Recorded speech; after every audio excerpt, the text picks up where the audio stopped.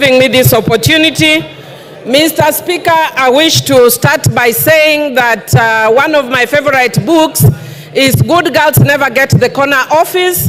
Mr. Speaker, this is in response to what you are telling me earlier in the morning when you are urging me to be a good example to the girls, the younger ones who are doing their first term. Mr. Speaker, if they are good girls, they'll never get corner office. Be as bad as Millie Odhiambo, you will be the mother of this house. I am a bad girl, and as a bad girl, I'm here serving my 4th term.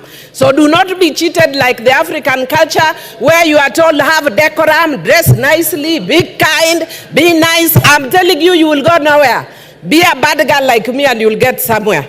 Mr. Speaker, having said that, I wish to declare my interest under the standing orders number 90, which Wamuchomba stood on, because I don't want to be declared disorderly.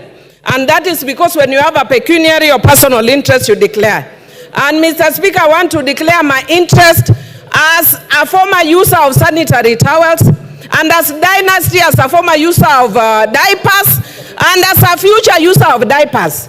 Because as a woman, once you get menopausal, you will have leaks and you will use diapers. And Mr. Speaker, I want to say, it's not all women, so Rosa should not be worried, but there are women who get leaks. And I want to say that there are people, because we don't want to have shame over menopausal issues, we don't want shame over period. And Mr. Speaker, I am saying this because I've been sitting here today listening patiently to the men talking about sanitary towels that is in the finance bill. And they are speaking with authority. If we wanted to save money, the way the finance committee has done, and want to tax anything else, go and tax men innerwears. Go and tax men innerwears. Don't speak on our issues as women. Let us be the one to speak about sanitary towels. We are the ones who know what works for us, and you are saying we want to encourage the local manufacturing. While you are waiting to enable our local manufacturing agencies to create those sanitary towels, will we tell our periods to stop? Our periods will not stop while you are manufacturing. Our girls will have their menses as usual, and the cost that they are used to will be higher because that will come through underground. What I am saying is, Mr. Speaker, I do not support the finance bill. And I'll give you the reasons why I don't support it. One, I don't support it because it's devoid of a strong policy underpinning. Number two, I don't support it because it's not premised on a better model, but on a beta model. The KK government told us that their things are premised on BETA, but increasingly we are seeing it premised on BITTER, beta model. That's why I'll not support it. And Mr. Speaker, the other reason I will not support it, it's because it encourages opulence. Look at how much money I have. Look at the price of my watch. It's a 5 million watch, and I'll explain why, Mr. Speaker.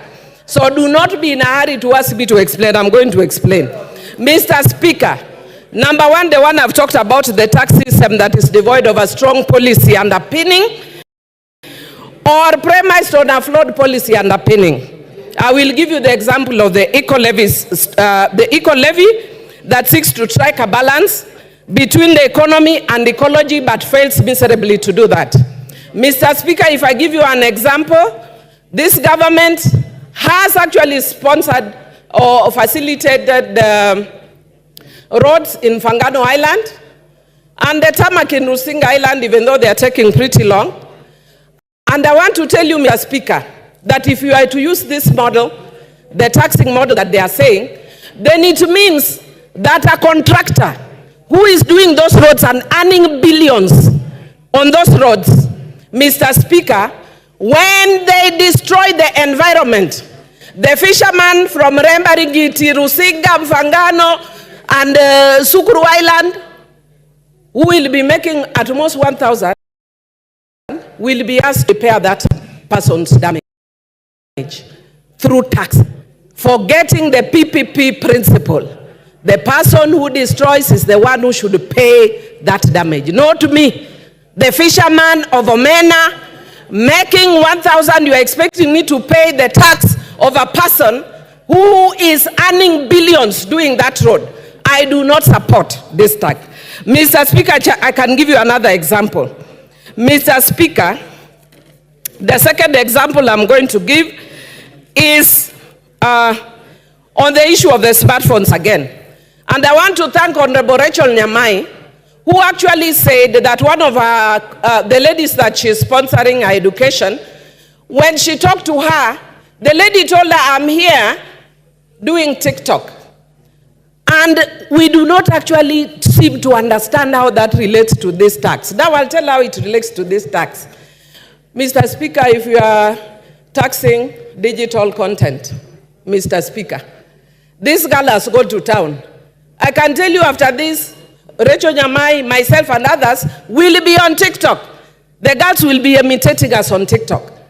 And they will be making money imitating us on TikTok. And then under this tax, we are telling them we are taxing you, TikTok. Why? They are doing that because there are no jobs. They have become innovative and look for their own jobs. And after they have got their own jobs, an industry that has not solidified, like teaching, like law, we want to kill that industry that is helping our young people. That is why the Gen Zs were on the streets. And Mr. Speaker, I'm so thrilled that I was shown a photo of a young girl who looks like me, and some people were saying, Millie, we can see you are here now, you can retire. And I wish she was in my constituency, I would have retired tomorrow. And Mr. Speaker, yesterday, my own niece, who I am the one who was raised since she was in primary school, she's lived in my house. I was with her. And I tried all the means to try and divert her attention from what was going. How she managed to sneak in, and this morning she's telling me, and Mr. Speaker, before I got to what she was telling me, I told her, can I give you a lift to town? She told me, no, auntie, I cannot be associated with members of parliament. Your generation, you have messed this country. We have to fix it. Gen Z. If we do not take Tuesday, Super Tuesday, as a wake-up call as a country, I don't know what else will take up as a wake-up call as a country. And I want to tell the president, who I served with in the same committee in parliament, who was my classmate in the university, fire those guys that you have hired who are giving you economic advice. They are not helping you at all. How do you even imagine bringing something like taxing bread, even if it is as a joke? That is a joke carried too far. That is a joke carried too far. You can crack those jokes elsewhere. You can find a situation where the young people have banned the country based on your joke. Try those jokes elsewhere. Because Kenyans are suffering. Kenyans are tired of being taxed. And if we cannot listen to the Kenyans who are tired of being taxed, we have no business being in this house. We must listen to the Kenyans. And I want to say that you have done well in trying to deal with some of those issues. But there are still very many that are still here, Mr. Speaker. Because we have a short time, I may not mention all of them. But I want to say, like, for instance, the eco-levy. We are talking about trying to be environmentally friendly. Yet the things that we are taxing, we are not doing exactly that, Mr. Speaker. And we are taking away jobs of young people by the tax. Look at the increase in fuel. We are taking with the right hand. We are saying we are removing the tax with the right hand and adding with the left hand. Mr. Speaker, I had a lot to say about this, but I can see my time is almost up. And what I can see on my side, they want to add me. But I want to say that because of time I may not speak, but I just want to urge the president, fire the guys who are around you, listen to Kenyans. I was speaking to some of my colleagues here. Thank goodness I've been here for a long time. I was speaking, Mr. Speaker, if you could humor me by just giving me 1 minute, and I'll conclude. Conclude. Thank you. I appreciate.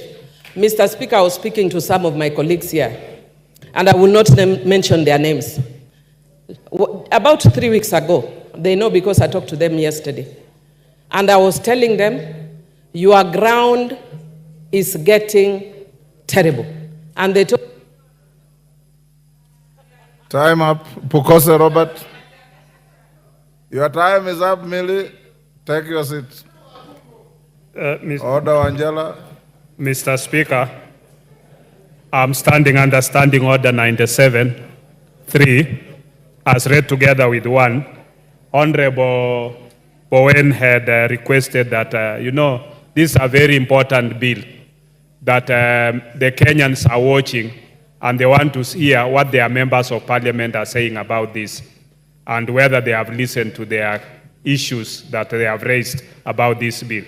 So will I be in order to ask that we reduce the time to 5 minutes, no, even up to tomorrow, to 5 minutes,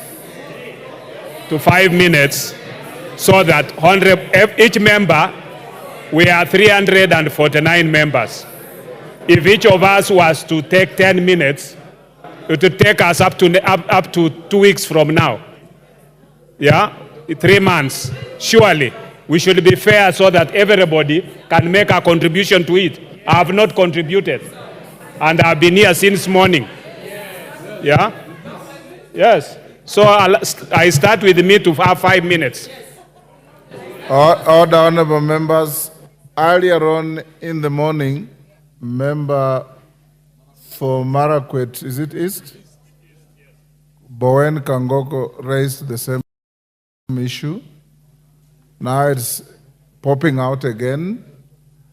Are we comfortable with 10 minutes or we reduce to 5 minutes?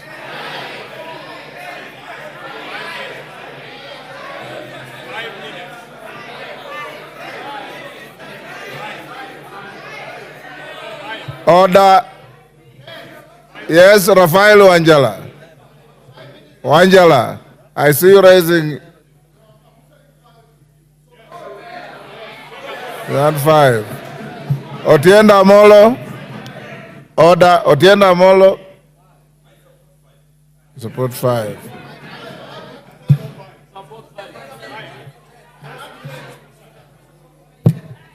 Order, honorable.